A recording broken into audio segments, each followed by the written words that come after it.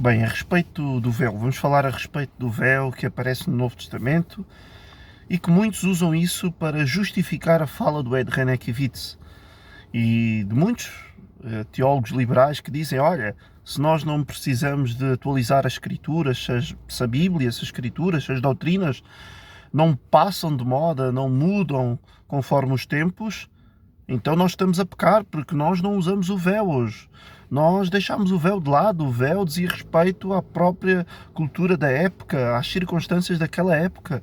Mas nós hoje não usamos o véu, então nós hoje perdemos uma doutrina bíblica que Paulo estabeleceu ali na cidade de Coríntio. Então como é que fica?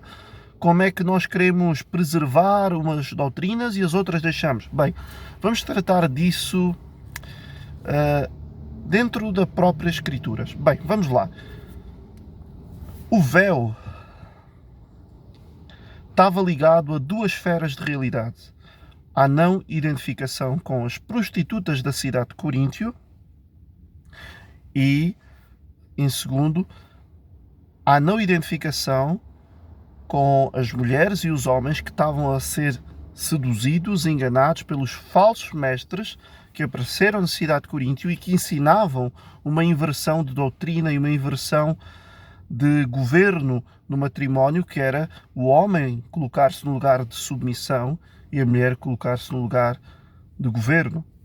Então Paulo, entendendo a construção do véu daquela época, que o véu naquela cultura tinha uma representação de submissão, Paulo não fica preocupado com a literalidade do véu, com o véu em si, com a constituição física do pano do véu, mas com a simbologia, com a representação, com o princípio que o véu carrega, ou que o véu expressa na mentalidade e no consenso cultural daquela época. E qual era? Submissão. Então Paulo diz, olha, ok, tudo bem, vocês querem usar o véu, que o usem, mas conforme a vossa cultura entende o véu como submissão, e eu entendo a doutrina de Cristo, e eu sei que a submissão está ligada à mulher em relação ao homem, ok, tudo bem, vocês querem usar o véu, tudo bem, mas que seja a mulher a usar o véu e não o homem.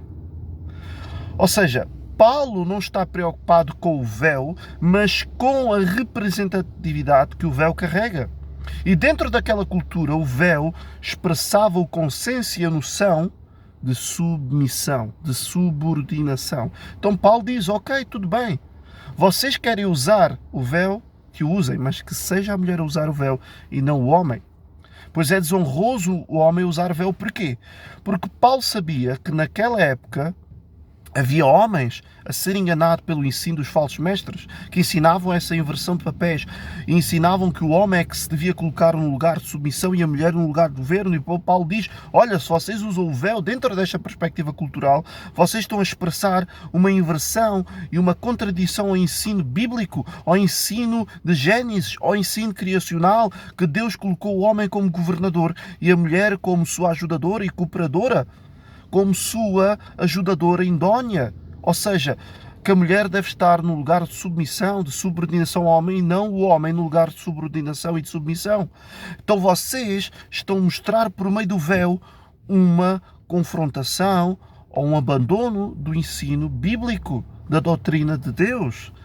Então Paulo não está preocupado com o véu em si, mas com a representatividade que o véu tinha dentro daquela cultura. Por exemplo, se Paulo estivesse nos nossos dias e se um homem ou seu aparecesse coberto com um véu na cabeça, Paulo não iria me repreender, porque dentro desta cultura o véu não representa nada. Se Paulo hoje olhar para as mulheres e não ver as mulheres com véu, ver as mulheres como hoje estão, em século XXI, sem véu, Paulo não iria ficar irritado, porque Paulo, quando escreve, quando Paulo ensina ou recomenda o véu para aquela cultura, faz com a noção do que é que eles entendiam por véu, que era expressão de submissão. Então Paulo não está preocupado com o véu, mas com o princípio do véu. E qual era o princípio do véu? Submissão, subordinação. Então Paulo recomenda um véu que está ligado à cultura e às circunstâncias da época e à própria cultura e época daquela cidade, para conservar um princípio universal para aquela própria cultura. Então Paulo recomenda o véu que era próprio à cultura daquela época para conservar para aquela cultura daquela época um princípio universal e imutável, que era a questão da submissão e da subordinação que transcende todas as culturas e todas as épocas. Então nós não perdemos, e a Bíblia não atualizou nenhuma doutrina. O que passou foi apenas a questão cultural que era próprio àquela época. As épocas passam porque estão ligadas ao Cronos. Então, o véu era próprio da compreensão dos homens daquela época, mas a expressão, a representatividade, a simbologia que o véu carregava não era próprio àquela época. Era a questão da submissão que fazia parte do plano e faz parte do plano criacional de Deus desde Gênesis, que é a mulher ser submissa e subordinada ao homem e não o homem à mulher. A mulher deve submissão e subordinação ao homem desde Gênesis até agora e para sempre. A mulher tem que estar num lugar de sujeição e de subordinação ao homem. Então, Paulo não está preocupado com a literalidade do véu, mas com a representatividade do véu. Então, Paulo recomenda o véu que estava ligado à compreensão e às circunstâncias daquela época, para aquela cultura, para conservar para aquela cultura um princípio universal e imutável, que era a questão da submissão e subordinação por parte das mulheres em relação aos homens. Então, o véu tinha esse papel pedagógico e de expressar o ensino doutrinário. Paulo, por meio do véu, estava a conservar uma doutrina bíblica por causa da compreensão daquela cultura em relação ao véu. Então, Paulo diz, vocês querem usar o véu? Ok, tudo bem. Mas que seja a mulher usar o véu. Porque aí vocês estão realmente a expressar a vossa consciência alinhada com a doutrina bíblica, que é a mulher tem que estar submissa e subordinada ao homem. Então Paulo não está preocupado com o véu, com a literalidade do véu, mas com a questão da submissão e da subordinação. Então era esse o sentido. O véu tinha esse papel de não identificação com as mulheres prostitutas da cidade de Coríntio que andavam com o cabelo rapado. Então Paulo recomenda às mulheres de Deus que de alguma forma não se identifiquem com esse tipo de mulheres e que mostrem por meio do véu que estão submissas ao marido, que tem homem, que tem governo.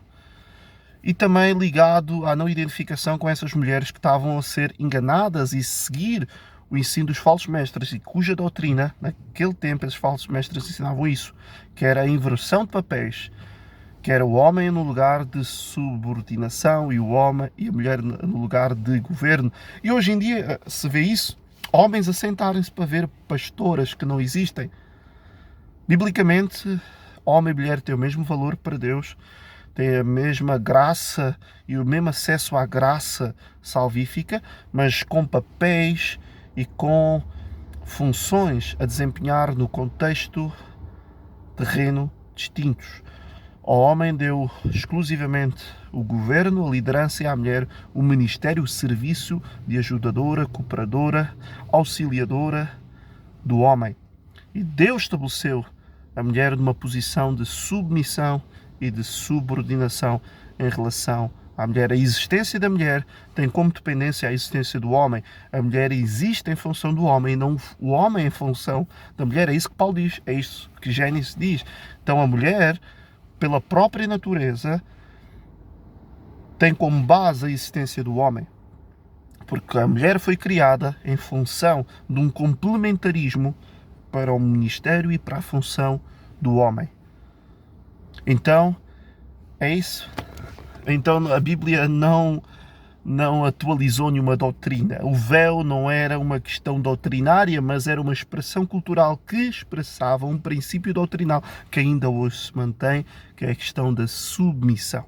E a mulher tem que estar submissa. Se Paulo hoje viesse aos nossos dias e visse homens assentados a ouvir mulheres, pastoras a pregarem para uma igreja, Paulo dizia que escândalo.